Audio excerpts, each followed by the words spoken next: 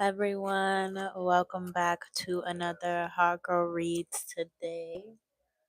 I'm literally getting watched. Hold on.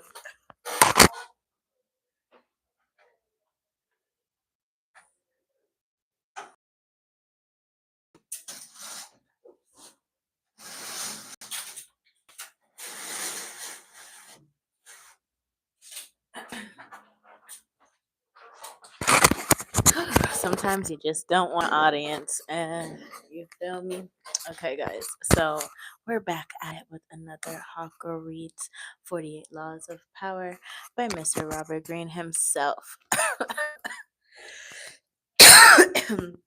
Starting to get a little bit colder out here in Miami. So when the heck did this fly get in here? But yeah, I'm starting to get a little bit of a cough. Anybody else? But it's like a slight weather change where it's nothing crazy. I kind of don't want to like hold onto the microphone today. I kind of just want to read to you guys. And this is a pretty short chapter. No cap. No rap cap. Okay, guys, let me just take a little swig of water. This fly is irritating. All right. Okay, I hope you guys can hear me today. All right, so let's get into it. We're reading the 48 Laws of Power by Mr. Robert Greene. We're at page 367. Okay, Law 43, work on the hearts and minds of others. Judgment.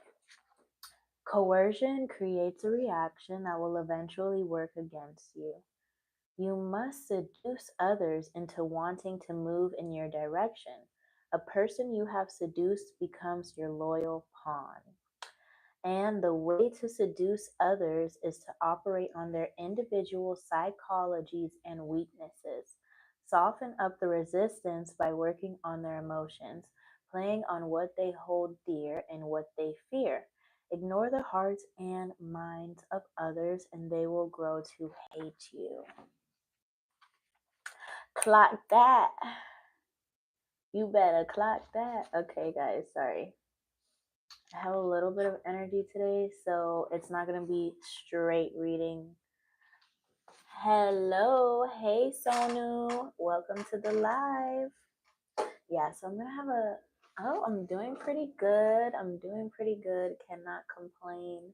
Grateful to be alive. How are you doing today? I am from the US. Where are you from?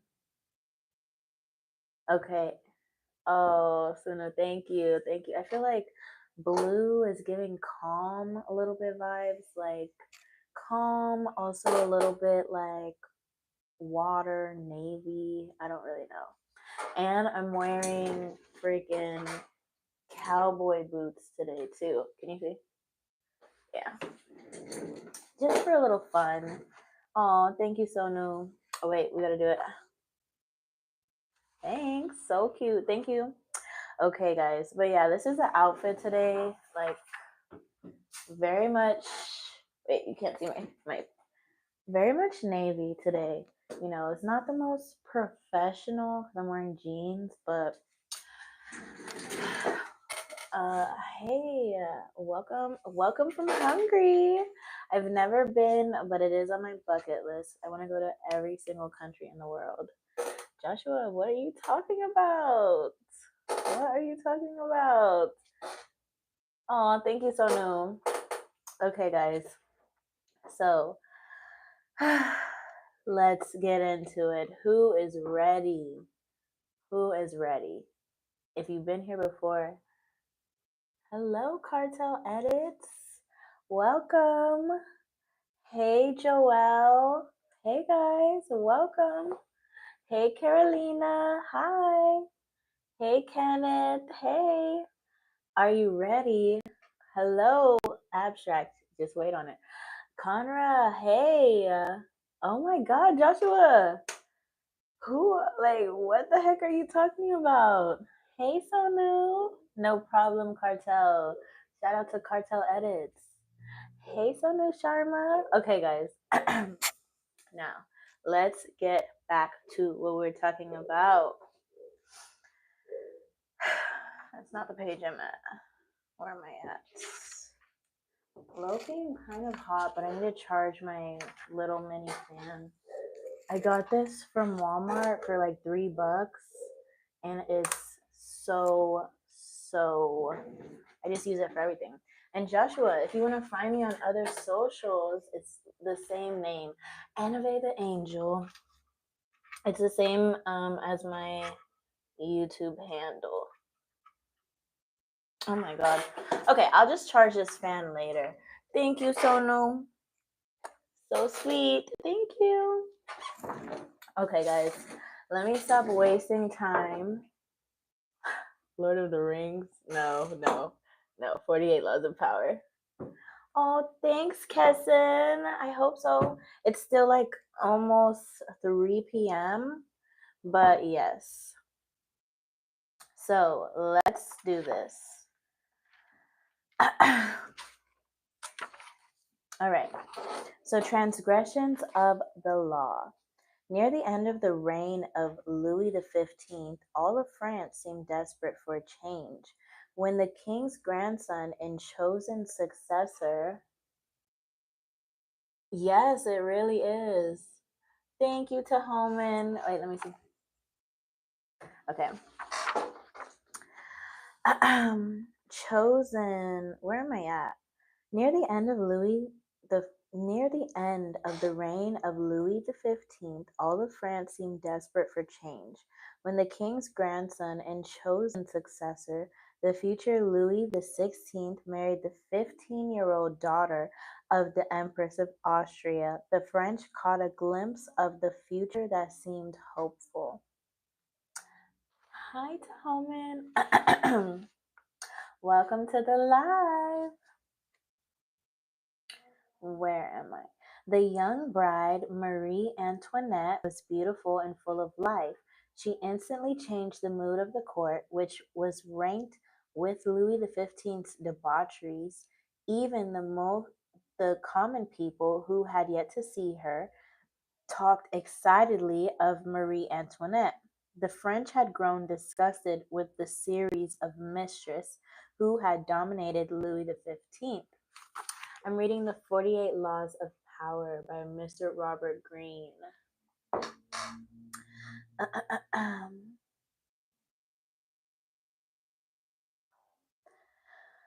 And they looked forward to serving their new queen. In 1773, when Marie Antoinette publicly rode through the streets of Paris for the first time, applauding, the crowd swarmed around her carriage. How fortunate. Thanks, Till. How fortunate. She wrote her mother, to be in the position in which one can gain widespread affection at so little cost. In 1774, Louis XV died, and Louis XVI took the throne. As soon as Marie Antoinette became queen, she abandoned herself. Oh, that video posted. Thanks, Till. You too. Have a good day. Bye. Where was I at? How fortunate, she wrote her mother, to be in a position in which one can gain widespread affection at so little cost. In 1774, Louis XV died and Louis XVI took the throne. As soon as Marie Antoinette became queen, she abandoned herself to the pleasures she loved the most, ordering and wearing the most expensive gowns and jewelry in the realm, sporting the most elaborate hair in history, her sculpted coiffures rising as much as 3 feet above her head, and throwing a constant succession of masked balls and feats. All of these whims she paid on her credit, never concerning herself with the cost or who paid the bills. From Bangladesh. Oh my god, Bangladesh in the house. Hey. On my bucket list as well, I've never been to Bangladesh yet. Where am I? Marie Antoinette's greatest pleasure was the creation and designing of a private Garden of Eden at the Petit Trianon, a chateau on the grounds of Versailles, and was its own woods. The gardens at the Petit Trianon were to be as natural as possible, including moss applied by hand to the trees and rocks. To heighten the pastoral effect, the queen employed peasant milkmaids to milk the finest looking cows in the realm. Launderers and cheesemakers in special peasant outfits she helped design, shepherds to tend sheep with silk ribbons around their necks. When she inspected the barns, she would watch her milkmaids squeezing milk into porcelain vases with made at the Royal Ceramic Woods Works. Whoa, to pass the time. Marie Antoinette would gather flowers in woods around the Petit Trianon to watch her good peasants doing their chores. The place became a separate world, its community limited to their chosen favorites. Oh my god. What the heck is going on right now? With each new whim, the cost of maintaining the Petit Trianon soared. Meanwhile, France itself was deteriorating. There was famine and widespread discontent. Even socially insulated courtiers seethed in resentment. The queen treated them like children. Only her favorites mattered, and these were becoming fewer and fewer. But Marie Antoinette did not concern herself with this. Not once throughout her reign did she read a minister's report. Not once did she tour the provinces and rally the people to her side. Not once did she mingle among the Parisians or receive a delegation from them.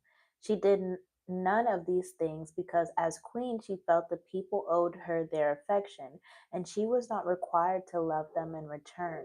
In 1784, the queen became embroiled in a scandal. As part of an elaborate swindle, the most expensive diamond necklace in Europe had been purchased under her name. I'm learning Hungarian language too. Very hard. Oh, thank you. Wait, you're learning Hungarian or you're learning Hungarian? Oh my God, that seems very difficult. But I would be very proud of you for that journey. And, the more they say, the more languages that you learn, the smarter that you become, and your IQ boosts like crazy.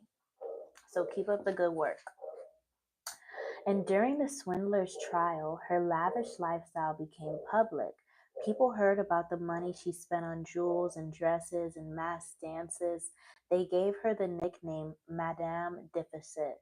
And from then on, she became the focus on the people's growing resentment. When she appeared in her box at the opera, the audience greeted her with hisses. Even the court turned against her. For a while, she had been running up her huge expenditures, the country was headed for ruin. 5 years later, in 1789, an unprecedented event took place, the beginning of the French Revolution. The queen did not worry. Let the people have their little rebellion, she seemed to think. It would soon quiet down and she would be able to resume her life of pleasure. That year, the people marched on Versailles, forcing the royal family to quit the palace and take residence in Paris. This was a triumph for the rebels, but it offered the queen an opportunity to heal the wounds she had opened and established um, contact with the people. The queen, however, had not learned her lesson. Not once would she leave the palace during her stay in Paris. Her subjects could rot in hell for all she cared. Oh my God. In 1792, the royal couple was moved from the palace to a prison, as the revolution officially declared the end of the monarchy. The following year, Louis XVI was tried, found guilty, and guillotined. As Marie Antoinette awaited the same fate, hardly a soul came to her defense. Not one of her former friends in the court, not one of Europe's other monarchs who, as members of their own countries' royal families, had all the reason in the world to show that revolution did not pay. Not even her own family in Austria, including her brother, who now sat on the throne. She had become the world's pariah. In October of 1793, she finally knelt at the guillotine, unrepentant and defiant to a bitter end. Oh my gosh. Oh, Tahoman, thank you so much. You're so sweet. And also, thank you so much to Miki. You guys are so sweet. Thanks, guys. Love. Okay, now let's go ahead and interpret what I just read to you guys, okay? So, from early on, Marie Antoinette acquired the most dangerous of attitudes. As a young princess in Austria, she was endlessly flattered and cajoled. As the future queen of the French court, she was the center of everyone's attention. She never learned to charm or please other people, to become attuned to their individual psychologies. She never had to work on to get her way, to use calculation or cunning or the arts of persuasion. And like everyone who was indulged from an early age, she evolved into a monster of insensitivity. Marie Antoinette became the focus of an entire country's dissatisfaction because it is so infuriating to meet with a person who makes no effort to seduce you or attempt to persuade you, even if only for the purpose of deception. And do not imagine that she represents a bygone era or that she is even rare. Her type is today more common than ever. Such types live in their own bubble. They seem to feel they are born kings and queens and that attention is owed to them. They do not consider anyone else's nature, but bulldoze over people with their self righteous arrogance of a Marie Antoinette. Pampered and indulged as children, as adults, they still believe that everything must come to them. Convinced of their own charm, they make no effort to charm, seduce, or gently persuade. In the realm of power, such attitudes are disastrous. At all times, you must attend to those around you, gauging their particular psychology, tailoring your words to what you know will entice and seduce them. This requires energy and art. The higher your station, the greater the need to remain attuned to the hearts and minds of those below you, creating a base of support to maintain you at the pinnacle. Without the base, your power will teeter, and at the slightest change of fortune, those below you will gladly assist in your fall from grace. Oh my God, guys, it's so crazy. We're actually about to officially enter the age of Aquarius and not go back into the age of Capricorn. And literally, like, what day is it today?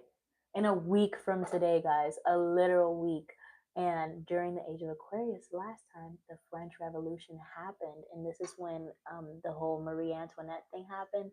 And she was like, let them eat cake. You guys remember that? Okay, so let's go ahead and read a couple of these little red blurbs. So the first one, Cyrus's ruse. Thinking of the means by which he could most effectively persuade the Persians to revolt, Cyrus's deliberations led him to adopt the following plan, which he found best suited to his purpose. He wrote on a roll of parchment that Astyages had appointed him to command the Persian army. Then he summoned an assembly of the Persians, opened the roll in their presence, and read out what he had written. And now he added, I have an order for you. Every man is to appear on parade with a bill hook. Speaking of Mary, I could sure go for some cake. What are you talking about, abstract? What do you mean? What are you talking about? Oh, are you talking about cake in general? Yeah. What's your favorite? What's your favorite type of cake? Sorry, let me stretch. Oh. Okay. Sorry. Okay. So, and now he added, I have an order for you. Every man is to appear on a parade with a bill hook. The order was obeyed. All the men assembled with their billhooks, and Cyrus's next command was that before the day was out, they should clear a certain piece of rough land full of thorn bushes, about 18 or 20 furlongs square. This too was done, whereupon Cyrus issued the further order that they should present themselves again on the following day. After having taken a bath, meanwhile, Cyrus collected and slaughtered all his father's goats, sheep, and oxen in preparation for entertaining the whole Persian army at a banquet. Together with the best wine and bread he could procure, the next day the guests assembled and were told to sit down on the grass and enjoy themselves. After the meal, Cyrus asked them which they preferred, yesterday's work or today's amusement, and they replied that it was indeed a far cry from the previous day. Misery to their present pleasures, this was the answer which Cyrus wanted. He seized upon it at once and proceeded to lay bare what he had in mind. Men of Persia, he said, listen to me. Obey my orders, and you will be able to enjoy 1,000 pleasures as good as this without ever turning your hands to menial labor. But if you disobey, yesterday's task will be the pattern of innumerable others you will be forced to perform. Take my advice and win your freedom. I am the man destined to undertake your liberation, and it is my belief that you are a match for the Medes in war as in everything else. It is the truth I tell you. Do not delay, but fling off the yoke of Astyages at once. The Persians had long resented their subjugation to the Medices, or Medes. I don't know, guys. I don't know. Medes. At last they had found a leader and welcomed with enthusiasm the prospect of liberty. On the present occasion, the Persians under Cyrus rose against the Medes, and from then onwards were masters of Asia. The Histories, Herodotus, 5th century BC. What did you think of that? So let's go ahead and do the second little red story. The Gentile art, oh, sorry, not Gentile, the gentle art of persuasion. The north wind and the sun were disputing which was the stronger, and agreed to acknowledge as the victor whichever of them could strip a traveler of his clothing. The wind tried first, but its violent gusts only made the man hold his clothes tightly around him. And when it blew harder and still, the cold made him so uncomfortable that he put on an extra wrap. Eventually, the wind got tired of it and handed him over to the sun. The sun shone first with a moderate warmth, which made the man take off his top coat. Then it blazed fiercely, till, unable to stand the heat, he stripped and went off to bathe in a nearby river. Persuasion is more effective than force. Fables, Aesop, 6th century BC. I kind of like that. I kind of like that. Yeah. Okay, so let's go ahead and get into the observance of this law. Observance of the law. In 8225, Chuko Liang, master strategist and chief minister to the ruler of Shu in ancient China, confronted a dangerous situation. The kingdom of Wei had mounted an all-out attack on Shu from the north. More dangerous still, Wei had formed an alliance with the barbarous states to the south of Shu, led by King Menghu. Chuko Liang had to deal with this second menace from the south before he could hope to fend off Wei in the north. As Chuko Liang prepared to march south against the barbarians, a wise man in the camp offered him advice. It would be impossible, this man said, to pacify the region by force. Liang would probably beat Meng Hao, but as soon as he headed north again to deal with Wei, Meng Hao would reinvade. It is better to win hearts, said the wise man, than cities. Better to battle with hearts than with weapons. I hope you will succeed in winning the hearts of these people. You read my thoughts, responded Shuko Liang. As Liang expected, Meng Hao launched a powerful attack, but Liang laid a trap and managed to capture a large part of Meng Hao's army, including the king himself. Instead of punishing or executing his prisoners, However, he separated the soldiers from the kings, had their shackles removed, regaled them with food and wine, and then addressed them. You are all upright men, he said. I believe you all have parents, wives, and children waiting for you at home. They are doubtless shedding bitter tears at your fate. I am going to release you so that you can return home to your loved ones and comfort them. The men thanked Liang with tears in their eyes, and then they sent for Meng Hao. If I release you, asked Liang, what will you do? I will put my army together again, answered the king, and lead it against you to a decisive battle. But if you capture me a second time, I will bow to your superiority. Not only did Liang order Meng Hao released, he gave him a gift of a horse and saddle.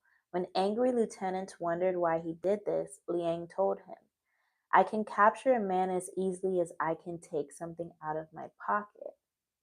I am trying to win his heart. When I do, peace will come of itself here in the south.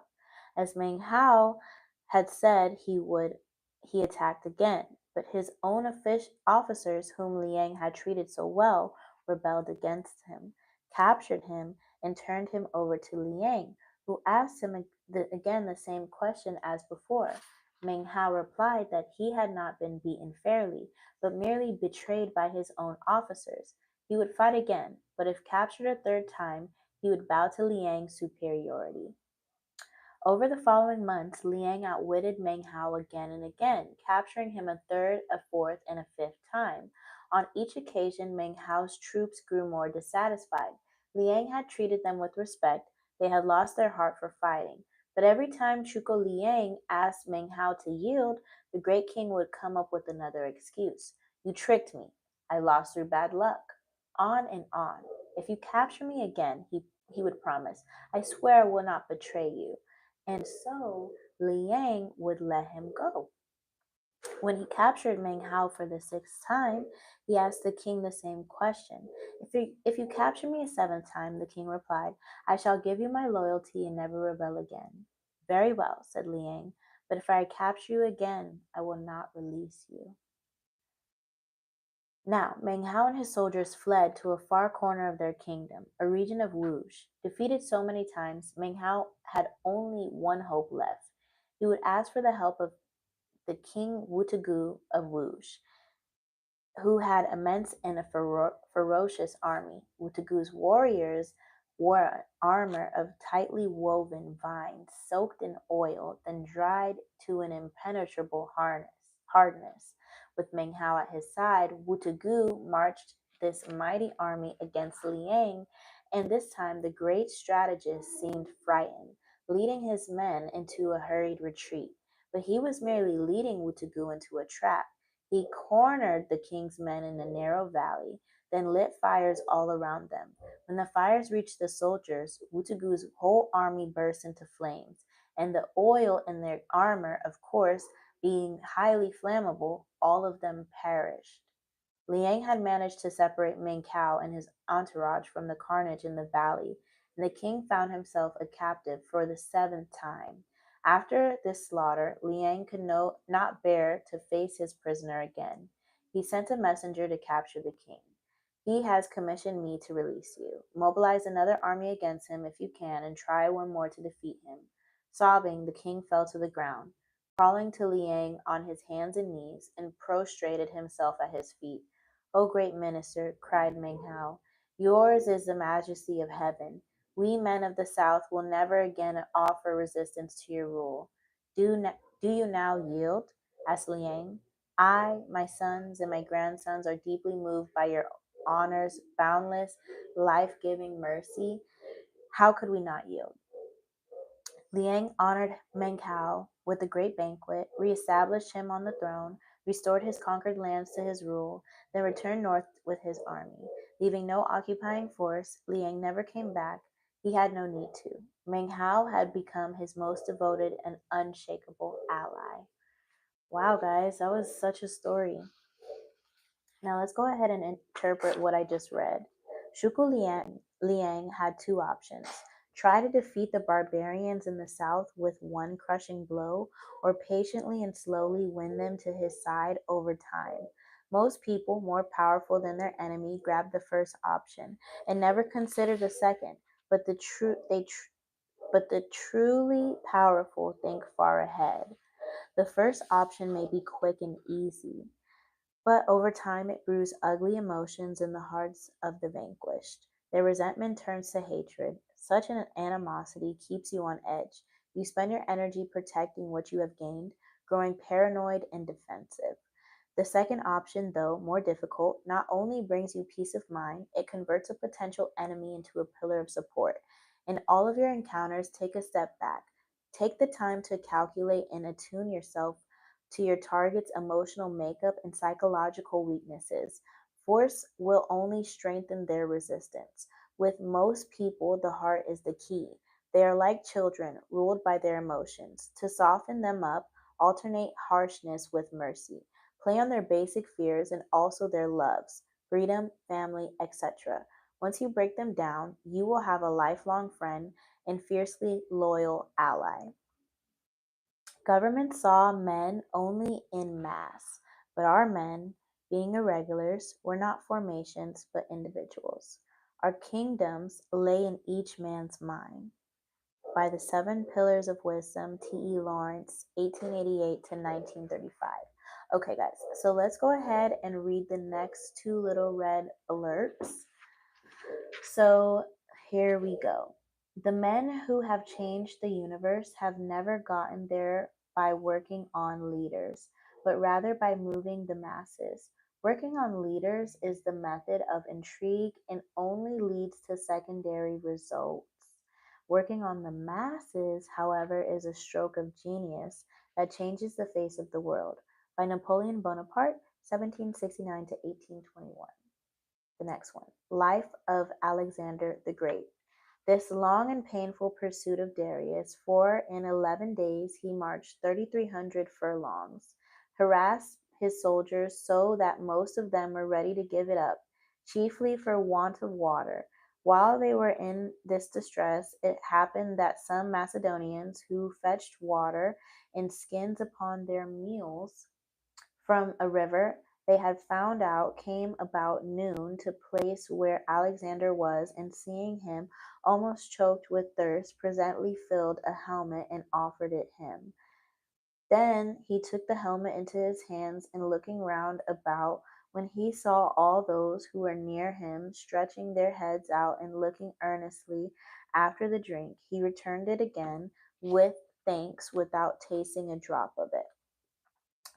For, he said, if I alone should drink, the rest will be out of heart. The soldiers no sooner took notice of his temperance and magnanimity upon his occasion, but they one and all cried out to him to lead them forward boldly, and began whipping on their horses. For whilst they had such a king, they said they defied both weariness and thirst, and looked upon themselves to be little less than immortal.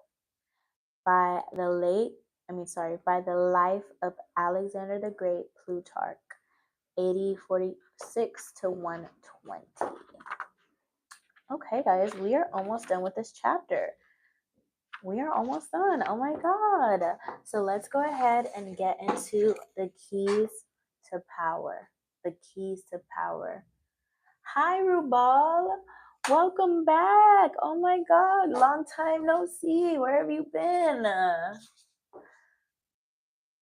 Okay, sorry, I need to stretch. I haven't taken my daily nap yet. Okay. Ooh. Let me do this side. Oh yeah. Right there. Okay. Let's get into the keys to power. Okay. In the game of power, you are surrounded by people who have absolutely no reason to help you unless it is in their interest to do so. And if you have nothing to offer their self-interest, you are likely to make them hostile, for they will see in you just one more competitor, one more waster of their time. Those that overcome this prevailing coldness are the ones who find the key that unlocks the stranger's hearts and mind, seducing him into their corner. If necessary, softening him up for a punch, but most people never learn this side of the game. When they meet someone new, rather than stepping back and probing to see what makes this person unique, they talk about themselves, eager to impose their own willpower and prejudices. They argue, boast, and make a show of their power. They may not know it, but they are secretly creating an enemy. I feel like I need to answer this one. Let me see. Hold on. Premium cars, Annabelle speaking. How may I help you? Let me go ahead and transfer you.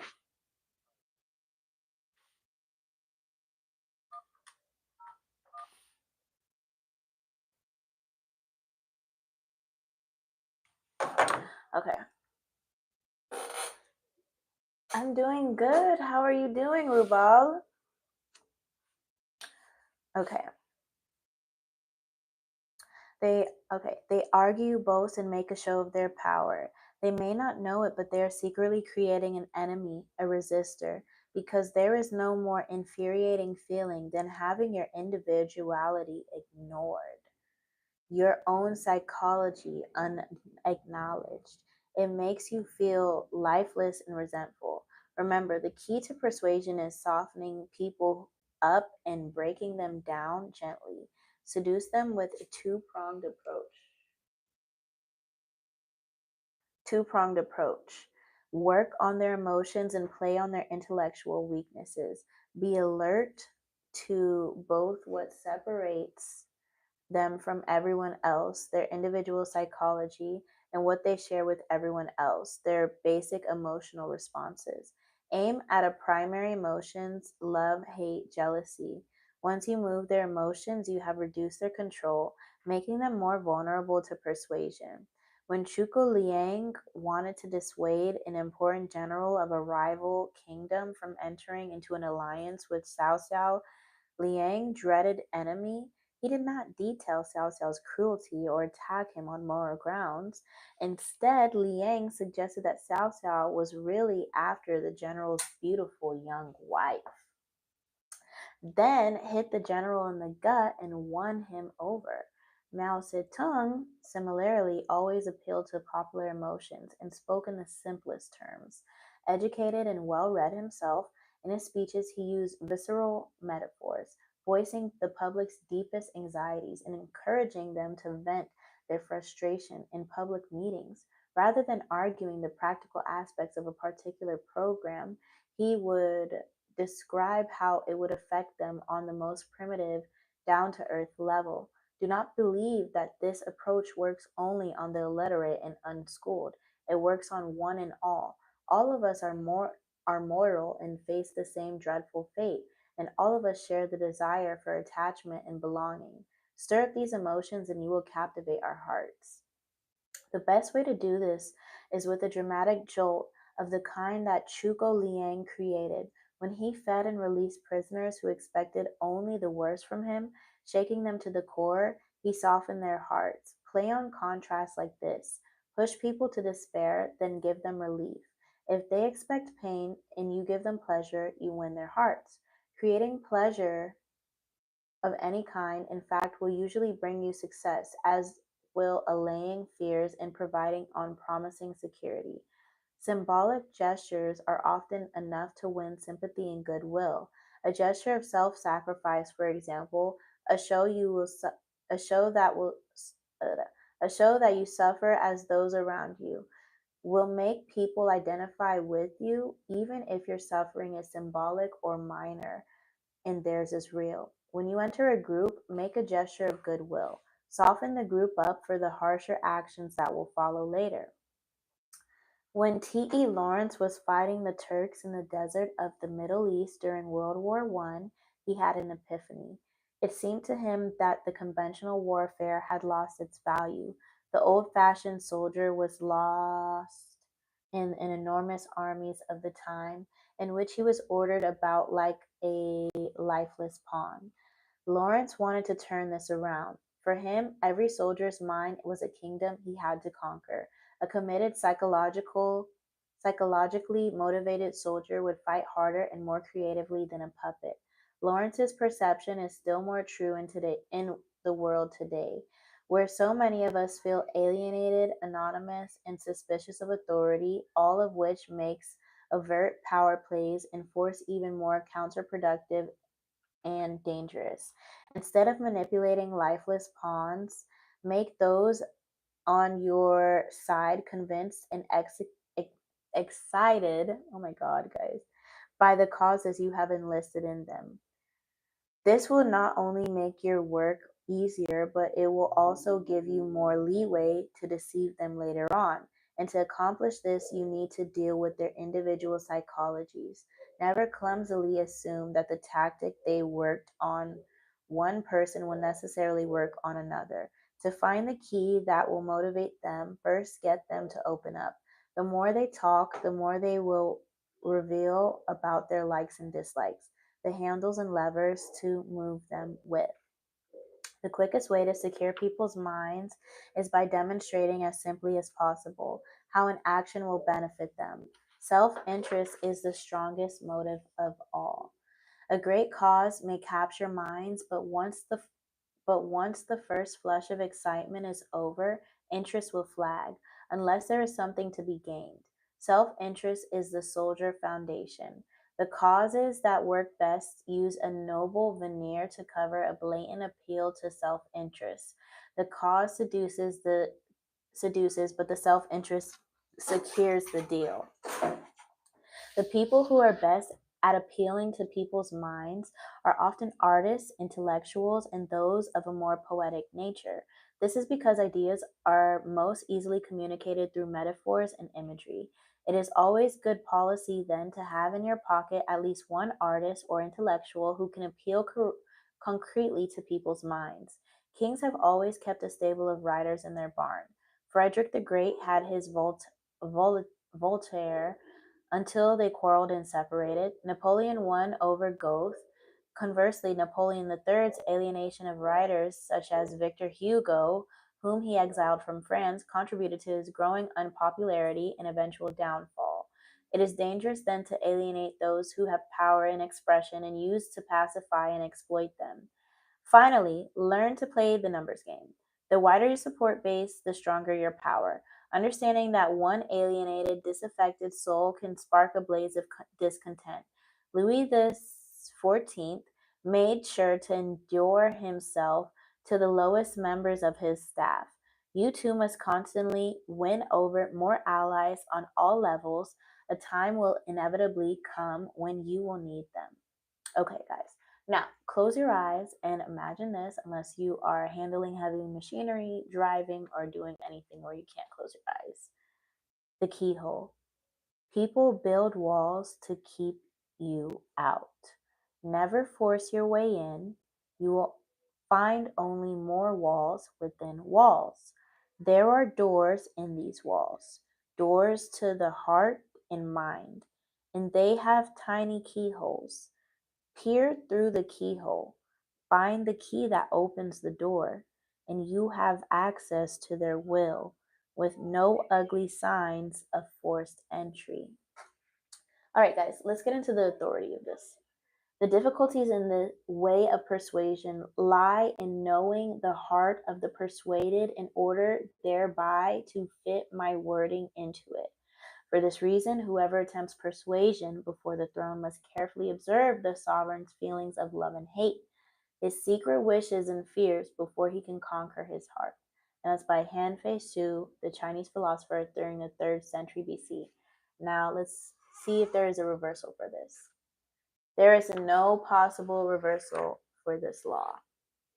Okay, guys, well, that is that for Law 43. Thank you guys so much for watching. We are literally almost done with this book. I'm going to take a little break from the reading series and do something else on live, a secret, but you guys are going to see it in due time. But until then, thanks so much for watching. Bye.